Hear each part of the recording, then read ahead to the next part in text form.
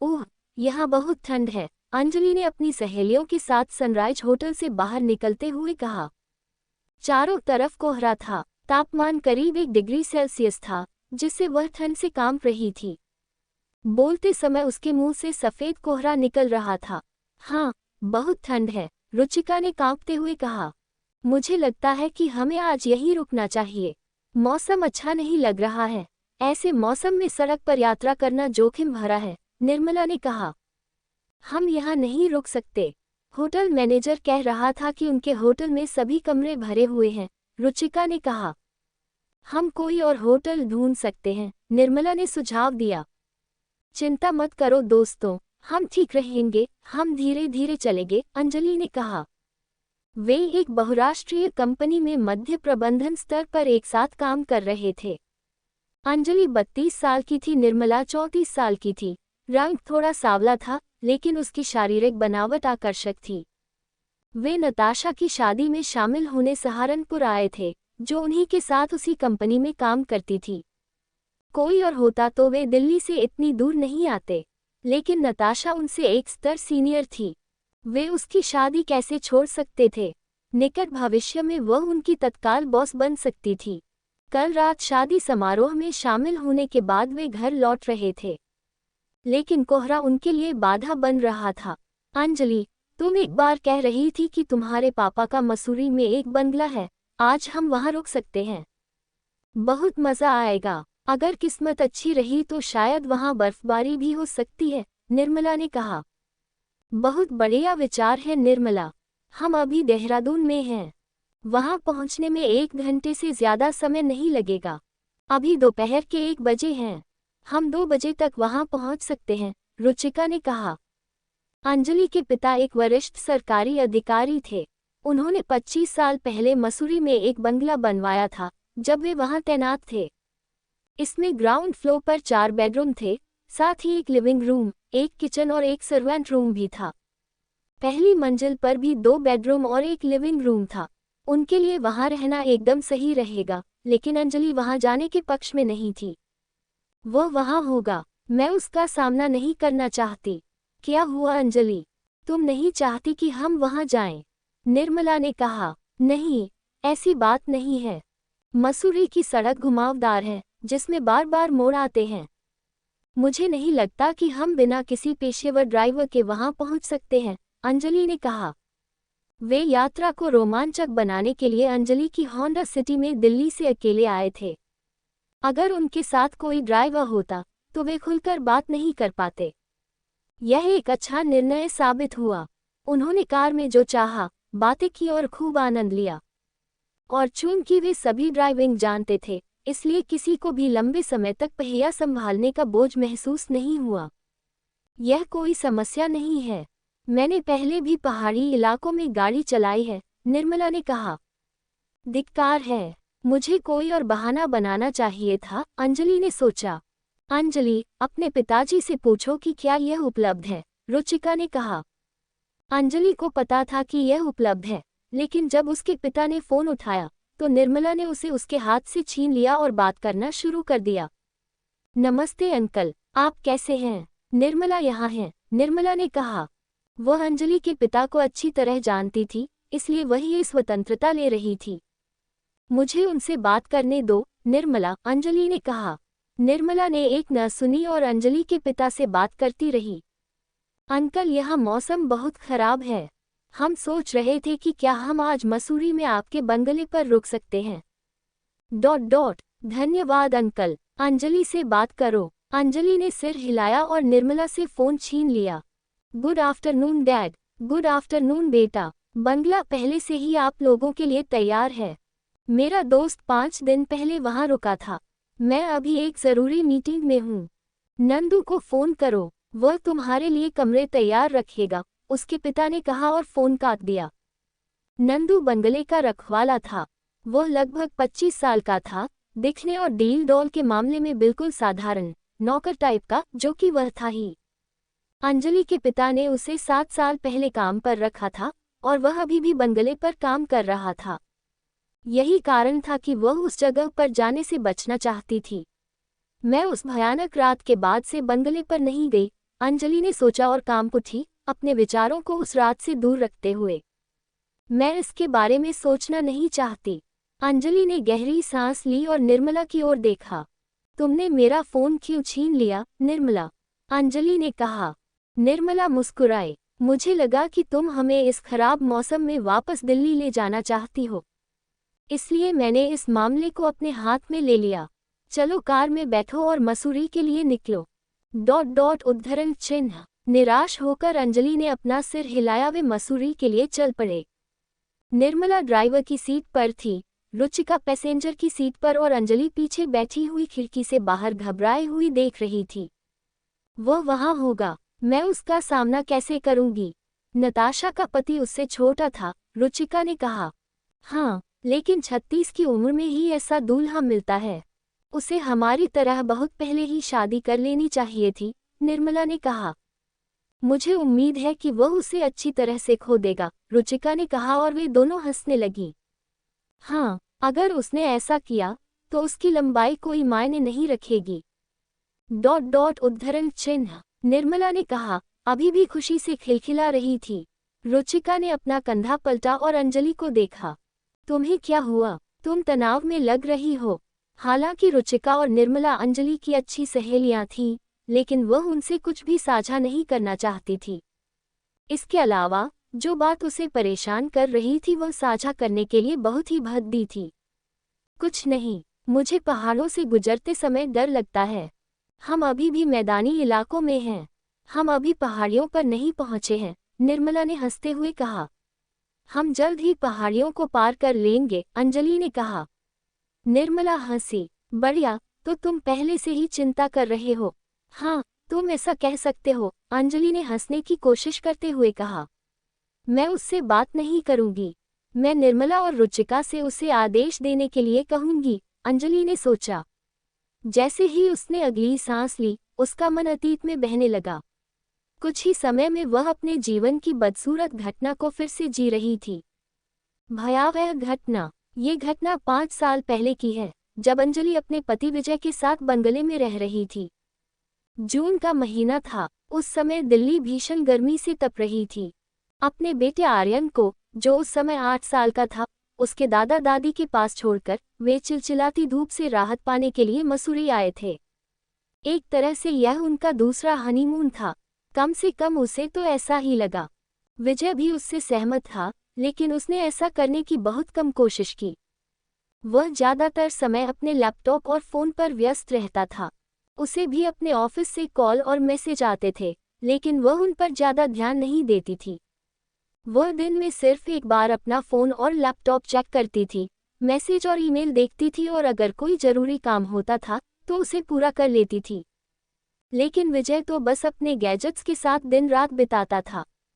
विजय के पास इस तरह व्यस्त रहने के अपने कारण थे। उसकी पदोन्नति अपेक्षित थी और वह समय पर उसे पाने के लिए कड़ी मेहनत कर रहा था। लेकिन फिर भी उसे उसके लिए कुछ समय निकालना चाहिए था, खासकर मसूरी जैसी जगह पर जहां वे एक दूसरे के साथ समय बिताने आए थे। एक रात वह निराश हो गई। वह मूड में थी। वह उसे पकड़ना चाहती थी, उसे चूमना चाहती थी, उसे अपने अंदर महसूस करना चाहती थी। लेकिन हमेशा की तरह वह अपने लैपटॉप पर कुछ कर रहा था। वह उसके पास गई और उसका लैपटॉप बंद कर दिया। यह क्या है विजय? रात के 11 बज रहे हैं। हम यहाँ छुट्टी मनाने आए हैं, लेकिन तुम हर समय काम कर रहे हो। ये बहुत ज़्यादा है, मुझे माफ़ करो प्रिय। कुछ ज़रूरी काम है। मैं वादा करती हूँ कि मैं आज रात सारा काम निपटा दूंगी और फिर हम यहाँ बाकी दिन मज़े से बिताएंगे। हम यहाँ 1 हफ्ते के लिए आए हैं। 4 दिन तो बीत ही गए हैं। मैं समझ गया, कृपया मुझे इसे पूरा करने दीजिए। ये बहुत ज़रूरी है। मैं वादा करता हूँ कि मैं इसके बाद खुद को खाली रखूँगा। अंजलि ने गहरी सांस ली और कहा, ठीक है, मैं ऊपर जा रहा हूँ। तुम वहाँ क्या करोगे? मेरे साथ यहीं रहो। अगर मैं यहाँ रहा तो मैं तुम्हारा लैपटॉप तोड़ दूंगा। उद्धरण चिन्ह। तो तुम चले जाओ, विजय ने मुस्कुराते हुए कहा। अंजलि बेडरूम से बाहर आई। जब वह सीढ़ियों की ओर जा रही थी तो उसने एक आवाज़ सुनी। यह आवाज़ बंगले के पीछे नंदू के कमरे से आ रही थी। आवाज धीमी थी, लेकिन रात के सन्नाटे में इसे अनदेखा करना मुश्किल था। ऐसा लग रहा था कि वह फोन पर कुछ देख रहा था। उत्सुकतावश वह नंदू के कमरे की ओर चलने लगी। जब वह उसके पास पहुंची तो उसने देखा कि दरवाज़ा थोड़ा खुला था, बस कुछ इंच। उसने दरवाजे के छेद से अंदर झांका। उसके कमरे में नाइट लैंप जल रहा था, जिससे उसे अच्छी तरह दिखाई दे रहा था। उसने अंदर जो देखा, उसे देखकर उसकी सांसें थम सी गईं। नंदू अपनी चारपाई पर लेटा हुआ था और एक हाथ में अपना पुरुषत्व और दूसरे हाथ में मोबाइल थामे हुए था, जिस पर एक बहुत ही कामुक फिल्म चल रही थी। फिल्म दिलचस्प थी, लेकिन अंजलि का पूरा ध्यान नंदू के औजार पर था। ये बहुत बड़ा था, लगभग 9 इंच लंबा और अविश्वसनीय रूप से मोटा। अंजलि चौंक कर रह गई। उसे लगा कि वह कुछ कल्पना कर रही है। नंदू का पुरुषत्व इतना बड़ा नहीं हो सकता, इतना मोटा नहीं हो सकता। उसने अपना सिर दरवाजे के करीब किया ताकि बेहतर दृश्य देख सके, ताकि वह निष्कर्ष निकाल सके कि वह वास्तव में कुछ कल्पना कर रही थी। दरवाजे पर जंग लगे कब्जे थे। जैसे ही उसका माथा दरवाजे से टकराया, वे लगभग तुरंत चरमरा उठे। नंदू ने भयावह चरमराहट सुनी और दरवाजे की ओर देखा। उसने उसे पकड़ लिया। ओह लानत! वह तेजी से दरवाजे से पीछे हटी और फिसलकर पीठ के बल फर्श पर गिर पड़ी। नंदू दौड़कर उसके पास आया। आप ठीक हैं मैडम? नंदू हमेशा उसे मैडम कहकर बुलाता था। उसे यह अच्छा लगता था, लेकिन उस पल वह चाहती थी कि वह अपने कमरे में रहता। उसे उसका सामना करने में बहुत शर्मिंदगी महसूस हो रही थी। हे भगवान, मैं उसके कमरे में क्यों झांक रही थी? उसने झिझकते हुए उसकी ओर देखा। उसका राक्षसी अंग अब उसकी ढीली पतलून में था। भगवान का शुक्र है, मैं ठीक हूँ, उसने खुद को खींचते हुए कहा। आप मेरे कमरे में क्यों झांक रही थी मैडम? प्रश्नवाचक चिन्ह उद्धरण चिन्ह। वह सिकुड़ गई। वह इस शर्मनाक सवाल का जवाब कैसे देती? मेरा ऐसा कोई इरादा नहीं था, मैं समझता हूँ, उसने कहा। उसके कथन ने उसे परेशान कर दिया। तुम क्या समझती हो? सर हर समय व्यस्त रहते हैं, तुम्हें उनसे वह नहीं मिल रहा जिसके तुम हकदार हो। और मैं जो हकदार हूँ, अंजलि ने झल्लाकर कहा। नंदू ने कोई जवाब नहीं दिया। जवाब दो नंदू, मैं क्या हकदार हूँ? मुझे माफ करें मैडम, मुझे लगता है कि मैंने यहाँ शालीनता की सीमा पार कर दी है। मुझे कुछ नहीं कहना चाहिए था। कृपया मुझे माफ करें, उसने क्षमा प्रार्थी भाव से फर्श की ओर देखते हुए कहा। तुमने वास्तव में शालीनता की सीमा पार कर दी है। तुम्हारी हिम्मत कैसे हुई ऐसा बोलने की? मुझे माफ करें मैडम, मैं बस ये समझने की कोशिश कर रही थी कि तुम मेरे कमरे में क्यों झांक रहे थे। तुम्हारा दरवाजा खुला क्यों था? उसने सारा दोष उस पर डालते हुए कहा। दरवाजे के बोल्ट में खराबी है, यह अपने आप खुल जाता है, उसने कहा। बकवास, अपना बैग पैक करो और यहाँ से निकल जाओ, उसने कहा। कृपया ऐसा मत करो, मैंने कुछ भी गलत नहीं किया, उसने विनती की। मैं कुछ भी नहीं सुनना चाहता, बस चले जाओ, उसने कहा। ठीक है मैडम, नंदू ने विनम्रता से कहा और अपने कमरे में वापस चला गया। वह वहीं खड़ी रही और देखती रही कि वह अपना सामान पैक करना शुरू कर रहा है। वह अच्छी तरह जानती थी कि वह उसे उस गलती के लिए सजा दे रही है जो उसने की ही नहीं थी। ये गलत था, लेकिन उसके पास कोई विकल्प नहीं था। वह कैसे स्वीकार कर सकती थी कि वह उसके बड़े औजार को देख रही थी? बिल्कुल नहीं, उसे अपनी इज्जत बचानी थी। अपना बैग पैक करते हुए नंदू बाहर आया और बोला, यहाँ काम करके बहुत अच्छा लगा मैडम। कृपया अपने पिता को मेरा प्रणाम कहना। और मैं फिर से बहुत दुखी हूँ। मुझे उम्मीद है कि आप मुझसे की गई गलती के लिए मुझे माफ़ कर देंगी। उसके शब्दों ने उसका दिल पिघला दिया और उसने अपना विचार बदल दिया। मुझे लगता है कि मैं आपकी गलती को नज़रअंदाज कर सकता हूँ। अपने कमरे में वापस जाओ। मैं तुम्हें नौकरी से नहीं निकालूंगा। नहीं मैडम, आप मेरी गलती को नज़रअंदाज कर सकती हैं, लेकिन मैं नहीं कर सकता। मुझे अब जाना चाहिए। वह चौंक गई। उसके पिता हमेशा उसकी विनम्रता की तारीफ करते थे, लेकिन वह पहली बार देख रही थी कि वह ऐसा क्यों करता है। वह उसके पास गई और बोली, नंदू, अपने कमरे में वापस जाओ। मैं वापस नहीं जा सकती मैडम, मैंने आपको दुख पहुंचाया है, मुझे आपकी शादीशुदा जिंदगी के बारे में कुछ नहीं कहना चाहिए था। मैं कौन हूँ? मैं तो बस एक नौकर हूँ। लेकिन तुमने सच कहा था। मुझे उससे वह नहीं मिल रहा है जिसकी मैं हकदार हूँ। वह हर समय अपने काम में व्यस्त रहता है। मैंने ये देखा था, इसलिए मैंने वह बात कही थी। लेकिन ये गलत था। मैं एक सीमा लंघ रही थी। कोई बात नहीं, मैं समझती हूँ, सब कुछ मेरी वजह से हुआ। मुझे आपके दरवाजे से झांकना नहीं चाहिए था। ये गलत था, अंजलि ने आखिरकार बदसूरत सच्चाई को स्वीकार करते हुए कहा। एक पल के लिए दोनों के बीच खामोशी छा गई। फिर नंदू ने कहा, मुझे सावधान रहना चाहिए था।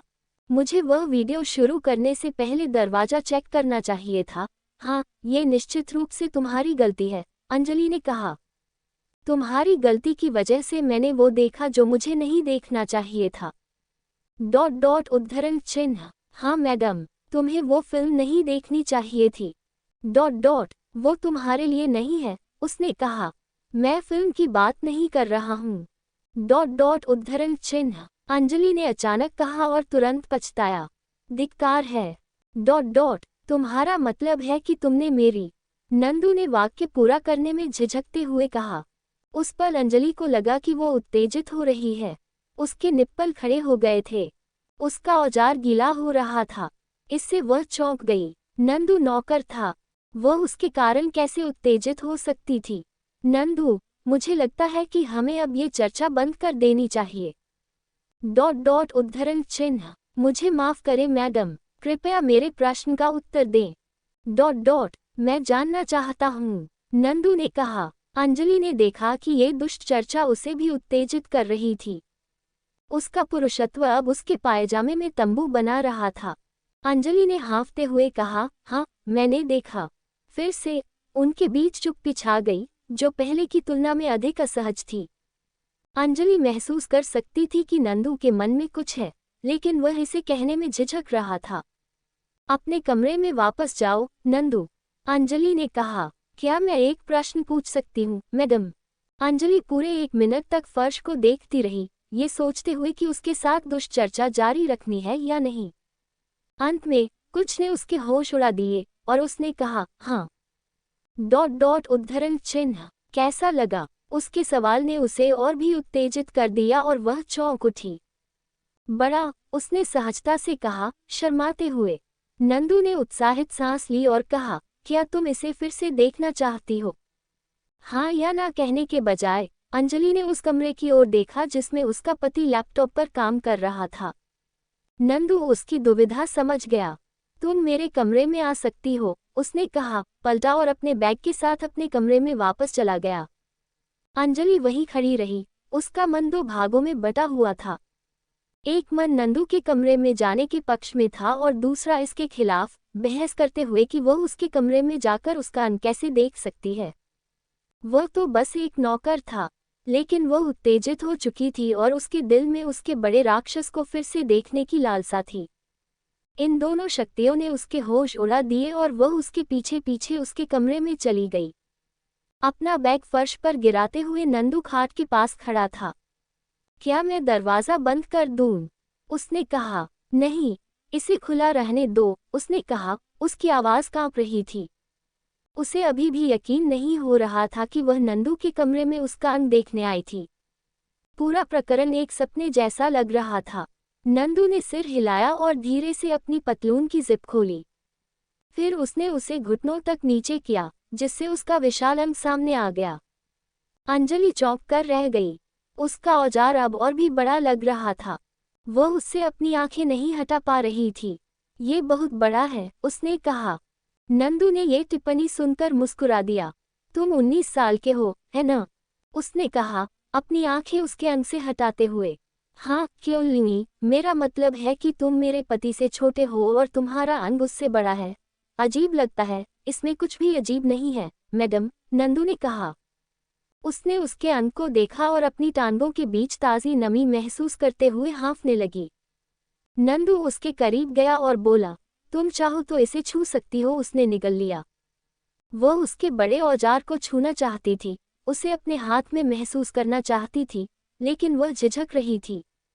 वह उसका औजार कैसे पकड़ सकती थी? वह तो बस एक नौकर था। उसने उसका हाथ पकड़ा और उसे अपने कठोर औजार पर रख दिया। अपने हाथ पर उसके औजार की कठोरता महसूस करते ही वह सिहर उठी, लेकिन उसने अपना हाथ नहीं हटाया। इसके बजाय उसने झिझकते हुए अपनी उंगलियां उसके अश्लील औजार के चारों ओर लपेट लीं। यह उसके हाथ में नहीं आ रहा था। ये बहुत मोटा था। मेरा औजार पकड़कर कैसा लग रहा है आपको मैडम? नंदू ने हिंदी में अश्लीलता से कहा। मेरे औजार को पकड़कर कैसा लग रहा है मैडम? उसके गंदे शब्दों ने उसे अंदर तक हिला दिया। ऐसा लग रहा था कि वह उसके साथ दुर्व्यवहार कर रहा था। उसने अपना हाथ उसके औजार से हटाया और कमरे से बाहर निकल गई। अगले दिन उसने विजय को वापस दिल्ली जाने के लिए मना लिया। चूंकि वह पहले से ही अपने कार्यालय में शामिल होने के लिए तरस रहा था, इसलिए वह स्वेच्छा से सहमत हो गया। इस बदसूरत घटना के बाद अंजलि मसूरी नहीं गई। उसने भी इस बारे में किसी को कुछ नहीं बताया। लेकिन कभी कभी रात में वह सोचती कि अगर वह नंदू के कमरे से बाहर न निकलती तो उसके और उसके बीच क्या होता। और आज जब गाड़ी पहाड़ियों में बार बार मुड़ रही थी तो वह फिर से इस बारे में सोच रही थी। चूंकि वह घटना के बाद पहली बार उससे मिलने जा रही थी, इसलिए यह सवाल अब उसे और भी परेशान कर रहा था। Comment in part 2।